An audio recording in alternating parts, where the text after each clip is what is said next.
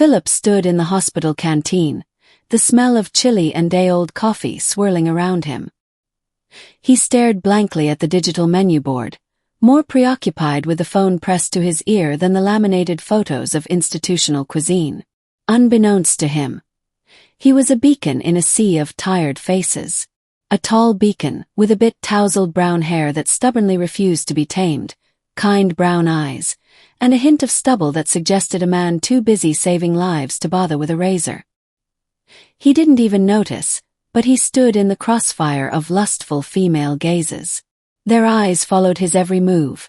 The bar girls in work clothes, nurses, and female colleagues working in other departments also looked at the tall, brown-haired and eyed, slightly unshaven, 30-something man with a short but lush crown of hair. He was a splash of vibrant humanity in the clean environment, a whisper of something more than antiseptic and hurried footsteps. As he finally selected a questionable-looking tuna melt combo and moved away from the counter, a giggle rippled through the canteen. "I would know what to do with the doctor," one of the counter girls whispered to her colleague, a playful glint in her eyes. The soft chuckle that followed caused Philip to turn. He showed a kind, slightly bewildered smile, catching only the tail end of their amusement. It wasn't the first time he'd been on the receiving end of such attention. After years in the profession, he was becoming accustomed to the unspoken admiration, the lingering glances. But at this moment his focus was elsewhere. The line had been ringing for what felt like long minutes. 30 seconds maybe.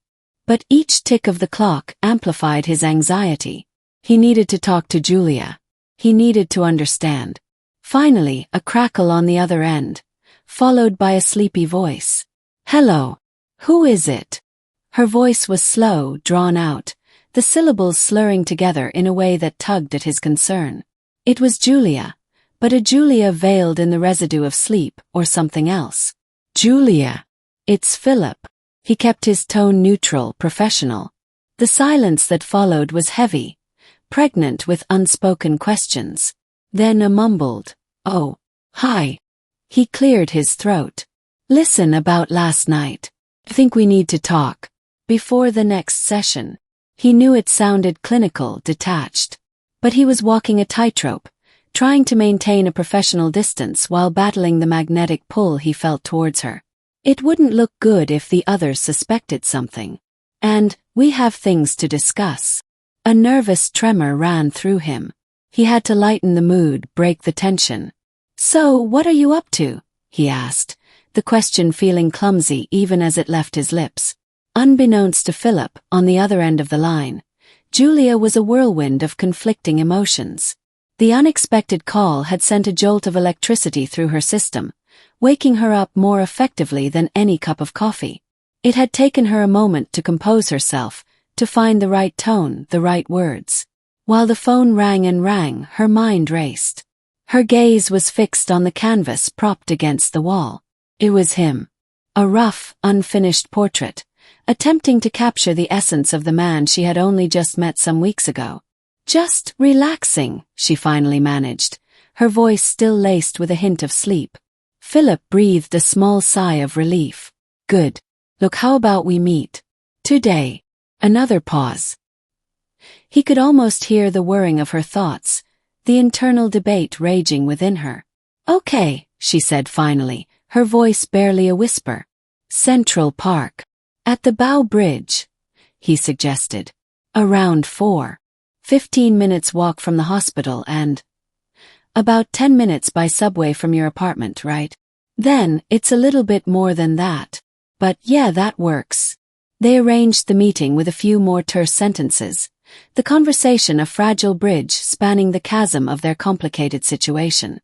"See you then," he said, feeling a strange mix of expectancy and dread. "Bye." The call ended, leaving Philip strangely deflated. He looked down at the tuna melt, suddenly devoid of appetite. He walked over to the counter where the two women were still giggling, and asked them to pack it up for him. They complied, their smiles wider than necessary, their eyes sparkling with amusement. He managed another polite smile, then hurried away, the weight of the upcoming meeting pressing down on him. Julia placed her phone on the nightstand, the screen reflecting back her own slightly crazy expression. She rubbed her eyes, pushing back the messy strands of hair that framed her face. She padded into the bathroom in her t-shirt and underwear, splashing cold water on her face, hoping to wash away the lingering haze. Back in her room, she reached for her jeans, a small smile playing on her lips. As she unfolded them, a small, clear plastic bag slipped from the pocket and landed on the floor. A tiny amount of white powder clung to the inside of the bag, a stark reminder of the life she was trying to escape. She stared at it for a long moment, her smile fading. Then she picked up her phone, her teeth gnawing at the nail of her left little finger. With her right hand, she dialed a number, her gaze fixed on the floor, her mind a battleground of desire and regret. She needed to call her dealer. She needed a little something to calm her nerves.